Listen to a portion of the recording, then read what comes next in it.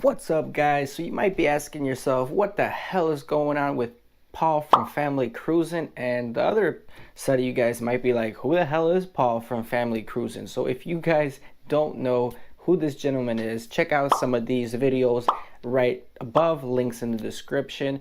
But this gentleman got arrested for street racing and all these different counts that pretty much got him in a lot of trouble. Now, he had a YouTube channel, and now he doesn't. And in this video, I'm gonna tell you guys how much it cost him to shut down his YouTube channel over the last 5 months. How much money did he miss out on by shutting down his YouTube channel? Let's get right into it.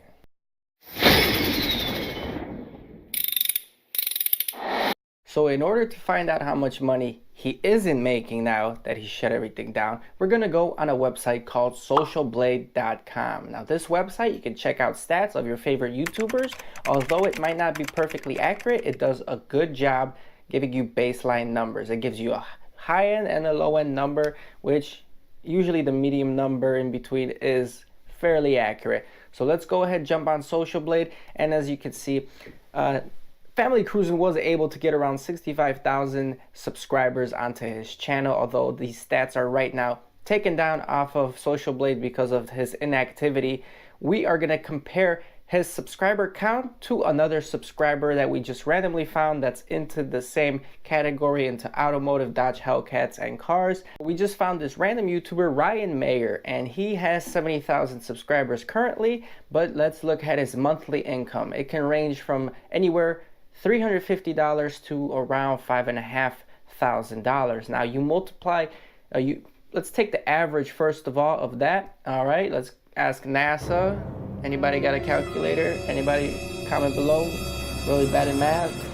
All right, so about $3,000 a month is the average income return of Powell Powell. Now some months it can be up a little higher depending on the content produced and the views, but let's keep it at $3,000 a month. And this whole thing happened roughly in December. Let's shoot for 5 months right now. So 3,000 times 5 months, we are talking roughly anywhere in between $15,000 to $20,000 of lost income due to the inactivity and the shutdown of his YouTube channel. And that's not including if he was doing any affiliate marketing or if he had any sponsorships for his videos. Those would make him a little bit more income. So guys, what does this tell you?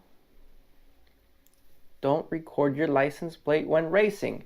There's a lot of tips and tricks for the automotive community when you're throwing out content that's automotive and illegal. I have a video here as well that I included some of my street racing tips, so be sure to check that video out. Let me know what you guys think about this whole situation.